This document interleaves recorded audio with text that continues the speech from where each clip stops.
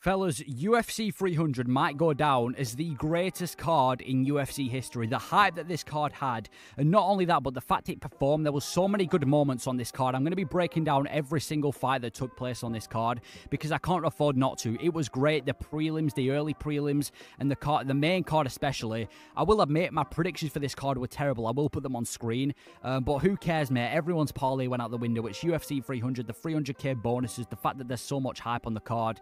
No one cares about predictions. Starting off with the first fight, Cody Garbrandt versus Deiveson Figueiredo on the early prelims. Yeah, this was a really, really good win for Deiveson Figueiredo. Now, I feel like the entire narrative going into this fight was, can Cody Garbrandt survive the power of Deiveson Figueiredo? And to be honest, he can. Like, on the feet, Cody Garbrandt was outclassing Deiveson Figueiredo in the first round. He was landing the leg kicks. It was much quicker than Deiveson Figueiredo, but everyone forgot about the grappling of Deiveson Figueiredo, which eventually caught up to Cody Garbrandt in the second round, as he was able to submit Cody Garbrandt. Now, I feel like that's really, really impressive for Deiveson Figueiredo to not only finish Cody Garbrandt, but to go out there and submit him as well. That's really impressive for Deiveson Figueiredo. I think Deiveson Figueiredo, he can make a case for the title at one in the bantamweight division. Not just yet. I still think there's one or two more fights before he gets to that placement. But Deiveson Figueiredo, he can start his bantamweight title run, and I can't wait to see him do so because he's a really interesting fighter. He's got good boxing, and his jiu-jitsu is amazing as he just displayed. And I don't think Cody Garbrandt's washed. It isn't like he went out there and got absolutely brutally slept. I still think he's quick on the feet, and I think he could be one of those fighters in the UFC right now where we know he's not going to get a title shot. We know he's not got title aspirations, but he can be one of those fighters that we use every now and then for fun fights. So, overall, great way to start off the card. Good win for Deiveson Figueiredo. Super impressive win. Then we had Bobby Green versus Jim Miller. I've literally had to turn down the saturation of these images because of how bloody this was. Bobby Green pieced up Jim Miller. I expected it to happen, but not that way.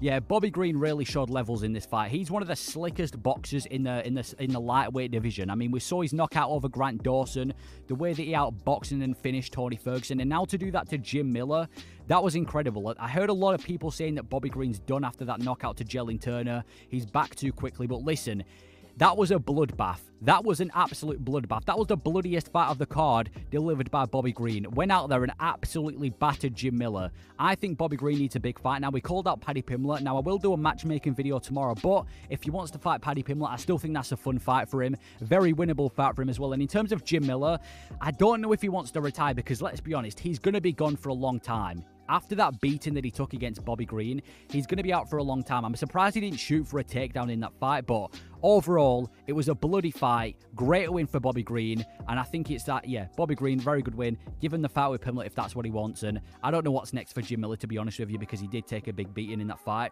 Then we had Jessica Andrade versus Marina Rodriguez. Yeah, now Marina Rodriguez wasn't doing bad on the feet. Like, she wasn't doing bad. She was actually doing better on the feet, in my opinion, than Jessica Andrade. The problem was her defense. Every single time Andrade would run in, Marina Rodriguez, she wouldn't plant her feet and go for a counter. Her chin would be wide up in the air, so Andrade could do what she wants.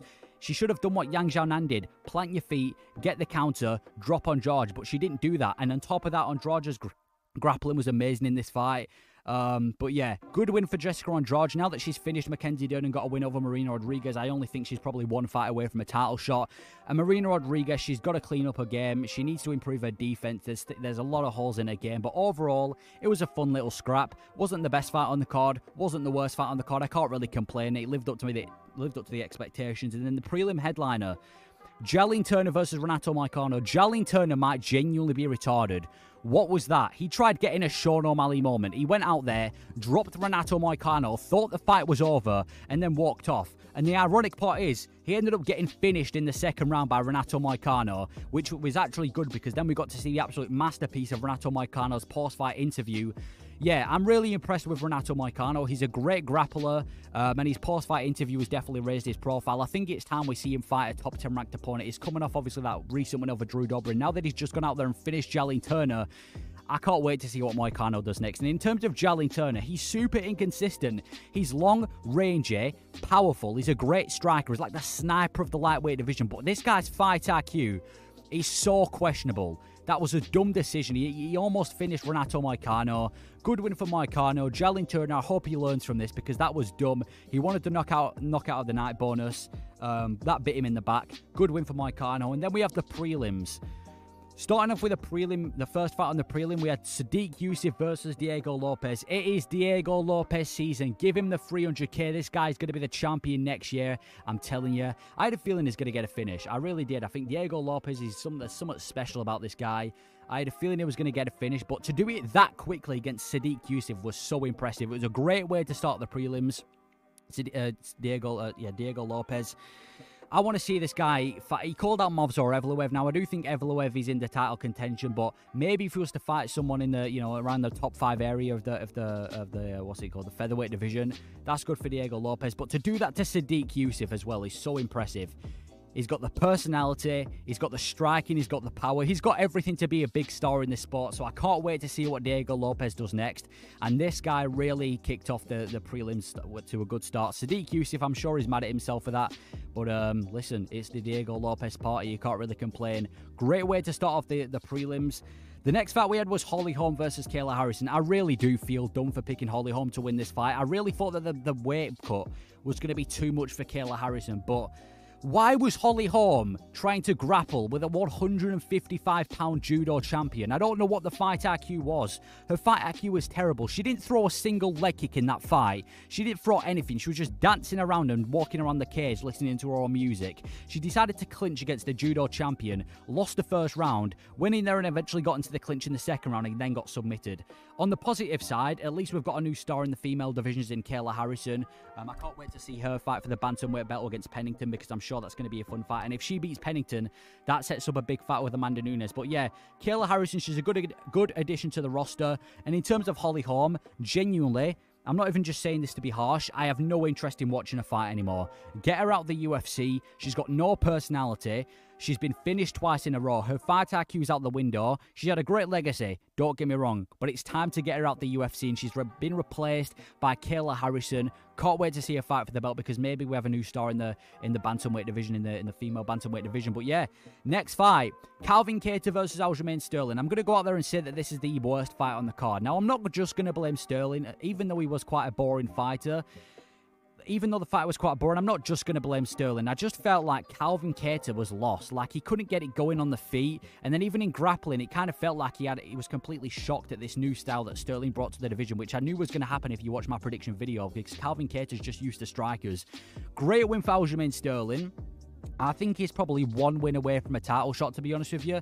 Maybe a fight against Ortega would be fun. I reckon Sterling's only one fight away from a title shot in the featherweight division now. Great move up, great debut for the division. And in terms of Calvin Kattar, he's still dangerous and he's still a good fighter, but I just don't think he's good enough for the top level of the featherweight division anymore. He's on a losing streak. He's lost to most of the guys, and now that Sterling's gone out there and made it look fairly easy, even though it was quite a boring fight, he made it look easy against Calvin Kattar.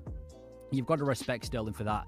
Good win for Sterling, but the UFC disrespected. They didn't even give him a post-fight interview, which was disrespectful. But anyway, then we had the prelim headliner, which, let's be honest, should have been the opener for the main card. Yuri Prochazka versus Alexander Rakic. Now, I'll go out there and say I probably was a little bit too harsh on this matchup. I said it was going to be quite boring. Now, even though it wasn't Yuri Prochazka versus Glover Teixeira level, I feel like the comeback of Yuri Prochazka really made this fight. He was getting his leg destroyed in that first round, but to go out there and finish Alexander Rakic, mate, he's one of my favourite fighters in the UFC. I can't wait to see what Yuri does next. He's probably like one fight away from a title shot. Obviously, we've got Magomed Ankalaev, who's going to be fighting next in the light heavyweight division for the belt. But Yuri can definitely get a #1 contender fight. But to go out there and finish Alexander Rakic in that fashion, very impressive. But like I said, the defense needs to be improved of Yuri Prochazka. His leg kicks were not checked at all. And he leaves his chin wide up in the air. And if he was to ever fight a guy like Pereira again, wouldn't surprise me Pereira to go out there and sleep him again. But listen, really impressive win from Yuri Prochazka. Can't wait to see what he does next. And in terms of Alexander Rakic, it's not over for him. I still think he's going to be floating around the top 5 area of the light heavyweight rankings, but I just don't think he's going to get to the belt anytime soon. And then we had the main card, starting off with Bo Nickel versus Cody Brundage, which, let's be completely honest, this shouldn't have been the opener for the main card, but I don't really know what to say. We all knew it was going to happen. I got the predictions spot on. We all knew Bo Nickel was going to go out there and finish him within the first 2 rounds, which is exactly what he did. He didn't look overly impressive and shock us all, but he didn't look terrible out there as well. Cody Brundage, he seemed to have some personality. You know, he was mocking Bo Nickel a little bit in the fight, and he was throwing everything he could out there to get, well, not to get the win, but to just, you know, just do something in the fight.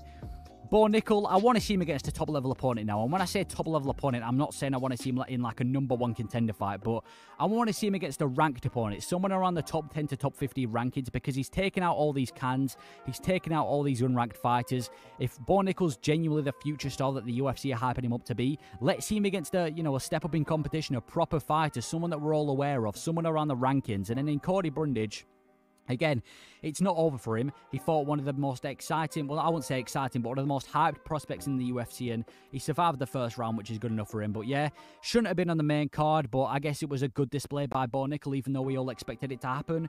Then we had Charles Oliveira versus Arman Tsarukyan. It is a sad day for Charles Oliveira fans. If you're a Charles Oliveira fan, I gotta feel bad for you, bro, because I predicted Arman Tsarukyan to win, and I knew it was going to be the wrestling that got the win. I knew that Arman Tsarukyan, Oliveira doesn't tend to do well against wrestlers. He tends to do well against guys that are scared of his grappling, specifically strikers.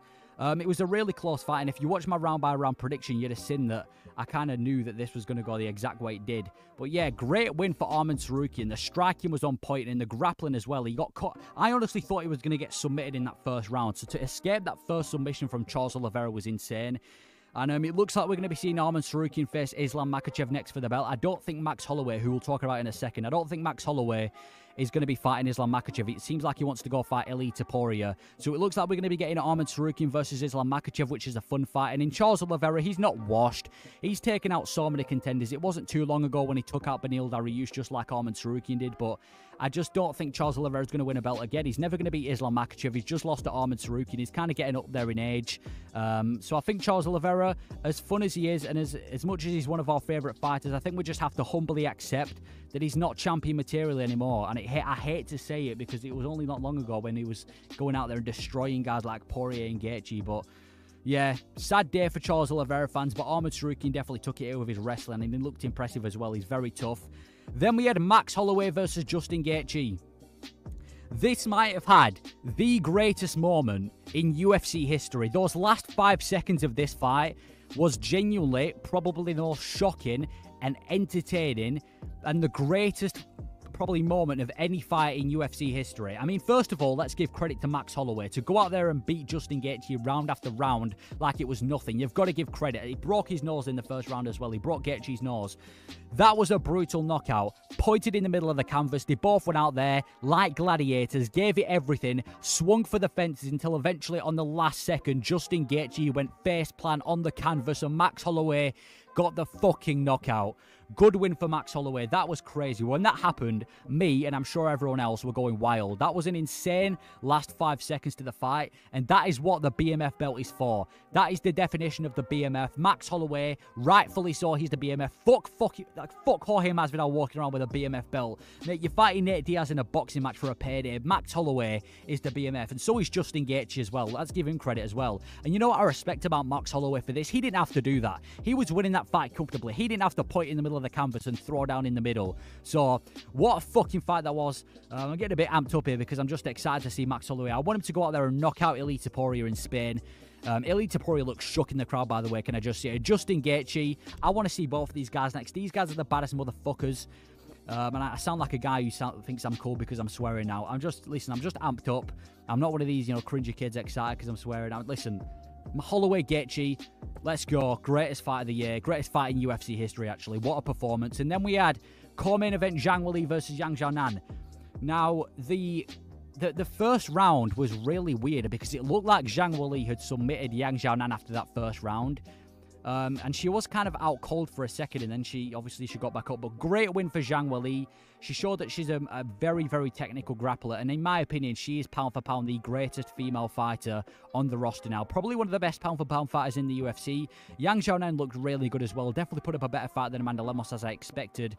But the wrestling there of Zhang Weili was what really won the fight. It was just dominant wrestling, especially in the last few rounds. But yeah, I'm going to argue that Yang Xiaonan was winning on the feet. She was landing the bigger shots. She was tagging Zhang Weili a lot. So Zhang Weili had the better game plan and overall just looked like the better fighter. But if Yang Xiaonan improves her wrestling, she can become a really dangerous contender and potentially win that belt back. So great co-main event, lived up to the expectations, and I'm glad that Zhang Weili's kept the belt. And then the main event, Alex Pereira versus Jamal Hill.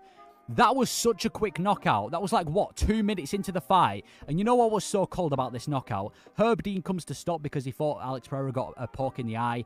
Alex Pereira signals Herb Dean to go back, slowly walks forward to Jamal Hill, and puts him out cold like it's nothing.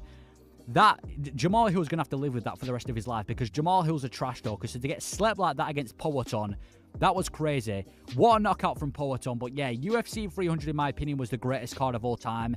This card was just so exciting. Gaethje, Holloway, that fight, that last 5 seconds. Pereira knocking out Hill in the fashion that he did. The Chinese fight, Oliveira and Sarukian. We have a new contender for Islam Makhachev. We have a new star in Bo Nickel, and the prelims were stacked. Let me know your thoughts on this card. I can't wait to see what you lot think, and I just can't wait to rewatch this card because it was absolutely phenomenal. Greatest card of all time, and I'm glad that UFC 300 finally lived up to the hype. Thank you for watching.